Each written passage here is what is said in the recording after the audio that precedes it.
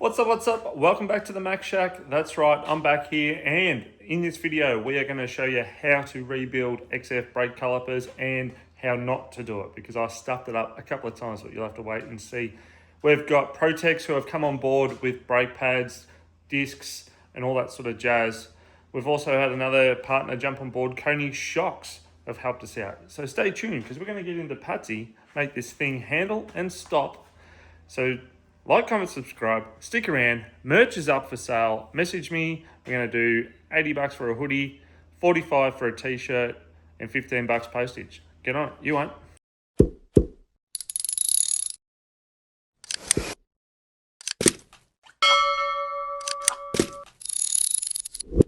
Welcome back to VoiceOver Mac. Now, this image here is just to show people who haven't removed a stub axle, which nuts and bolts you're going to do. Make sure you get a hammer to knock those ball joints out.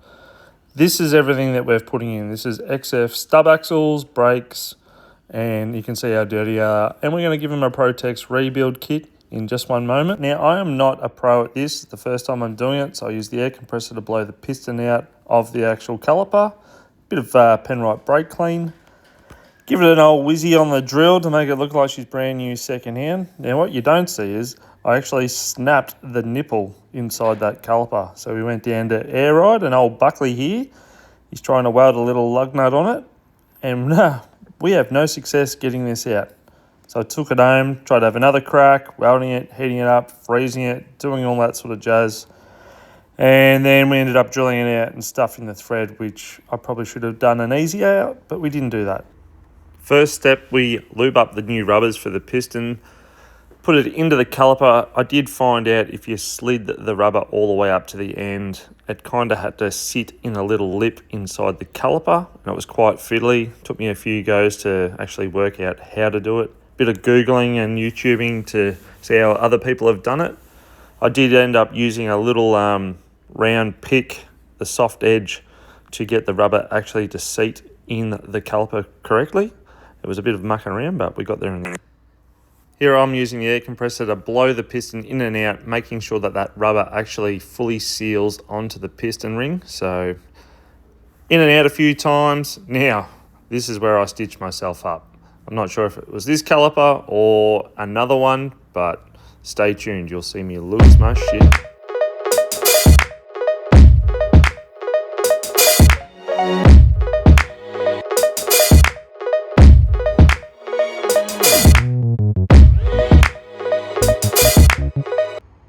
You wouldn't read about it, ladies and gentlemen. Get out of town. That's an XF stub axle. You wouldn't read about it. Oh, it's got bloody two. Someone's already taken the brakes off for me. This is just outrageous.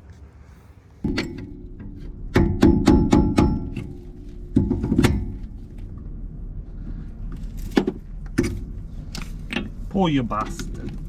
Okay, so I'm down at the wreckers and you're wondering, why am I pulling another stub axle off? Well, it turns out I had one XF one at home in stock, and then I had an XT one where Jace found out that the bearings didn't fit, and here I am ripping off the other ones, so I had an actual set.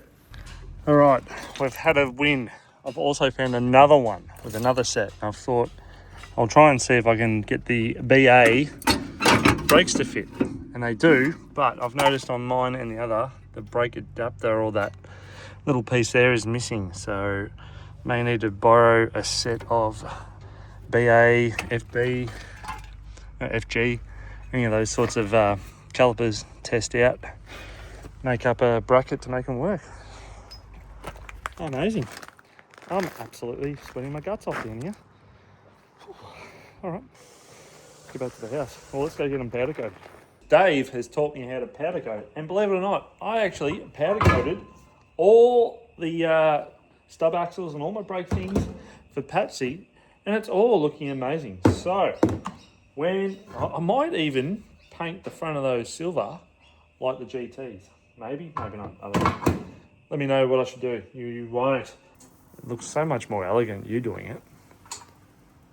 Elegant? Is that it? I gotta cook it. Oh. So what's the sparky thing I can hear? That's the electricity.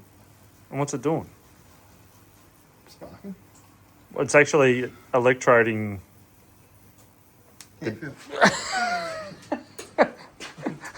No. Stop.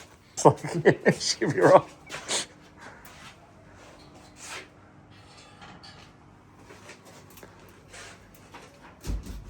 See how that one comes up? Okay, pre-bake for And we do the rest. 20 minutes. Shit. I think I'm out of powder. Oh, I'm definitely not out of powder. Just got no idea what I'm doing.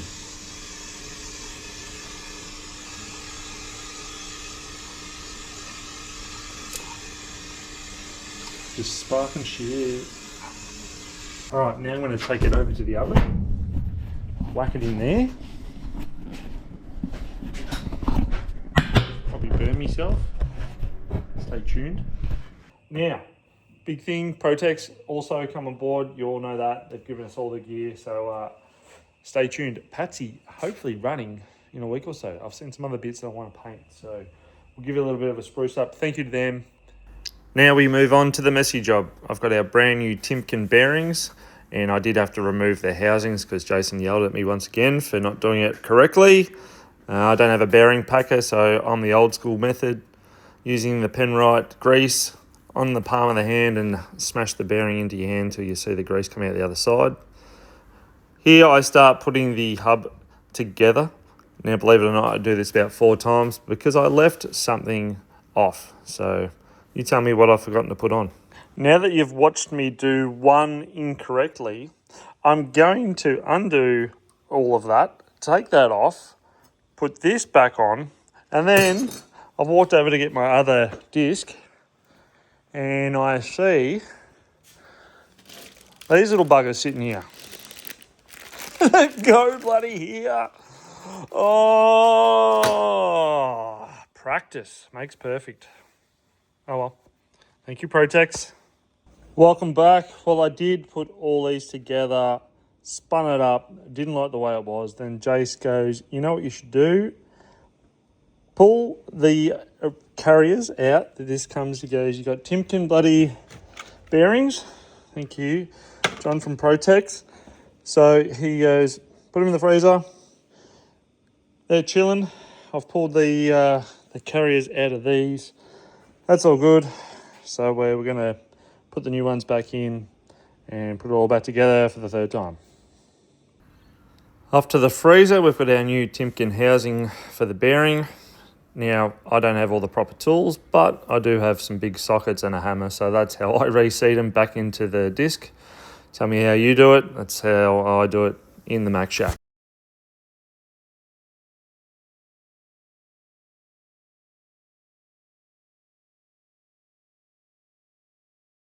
Okay, new rubbers are in. I've greased up the slides for both these. We have our brand new Protex pads, and my phone has said nobody.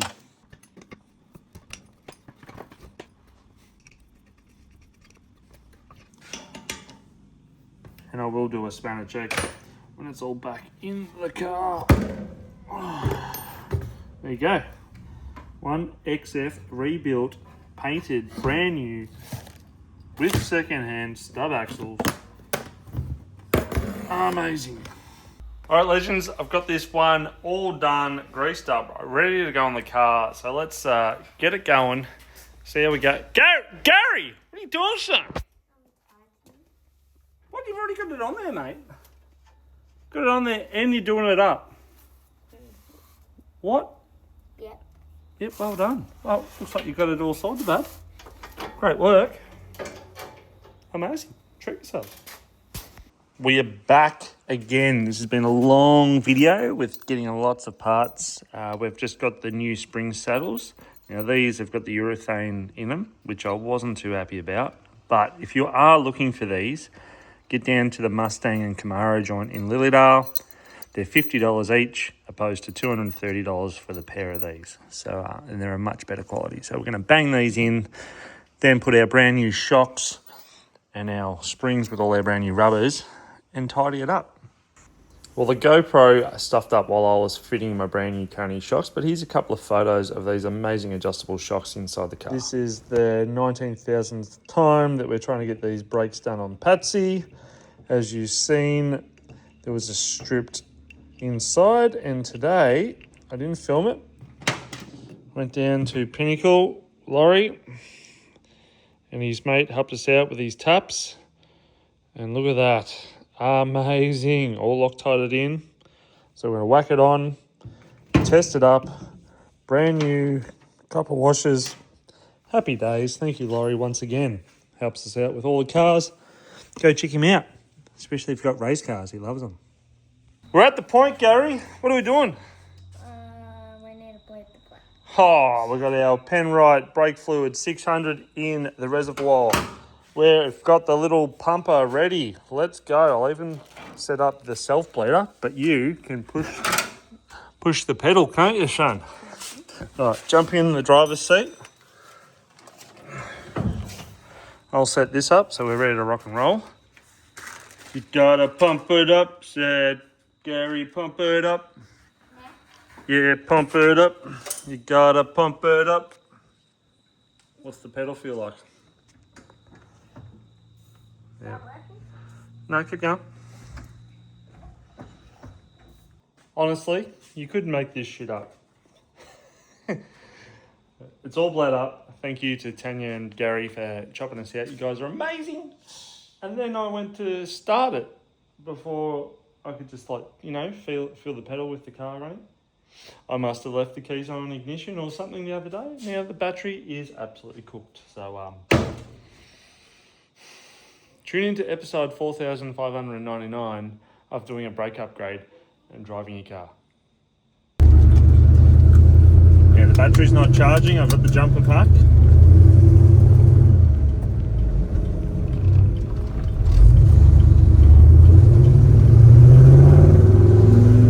Or second gear try.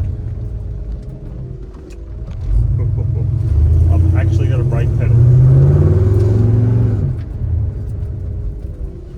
I am running so much toe out on both wheels right now, it's not.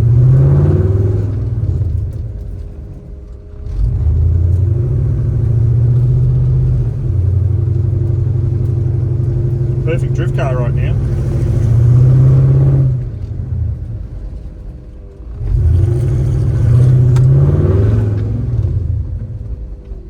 Alright, we're stopping. You can smell lots of fluids. Hot. Go back, give it a Mackie wheel alignment because that is so much toe out right now. Full drift spec. Look at the turning circle, that's how good it is. Car is driving, a few people to thank. John at Protex hooked us up with everything brake wise. Glenn at Koni Performance hooked us up with the shocks, so I'll be playing with them soon enough. And then we've got Joel, Old Fat Jim at Super Cheap Auto Knox. You guys at Legends. Also Laurie at Pinnacle that helped me refix that brake caliper and everything else you do for all our cars. Absolute legends. So thank you very much, everyone. Car's driving. Whew. Okay, we've got two little helpers. John's like, what are you up to, Mackie, you mad dog? Gary's like, Dad, what are you doing? Well, we've just measured my wheel alignment. Now, I counted, as you saw previous in the video, what we had on the other one. Counting the outer tie rod. So we're about 56. And then we are 76. So it's good 30 mil difference there. What are we on this side?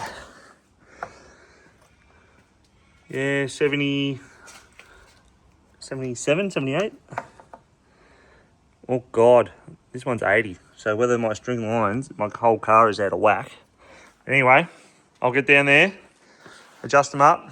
This will be the man that's measuring. Tell me, righto, we're sort of level. So wish us luck. No luck, thanks mate, cheers.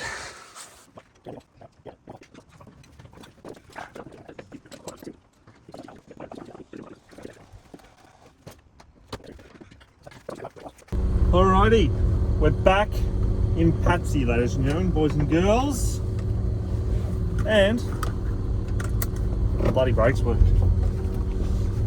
Just been to Super Cheap, picked up the correct. Didn't know there was a negative and positive terminal size. Turns out the negative is slightly smaller than the positive. So the wheel alignment is working great. Well done, Mackie. What's this muppet doing? Taking forever. So chop her up.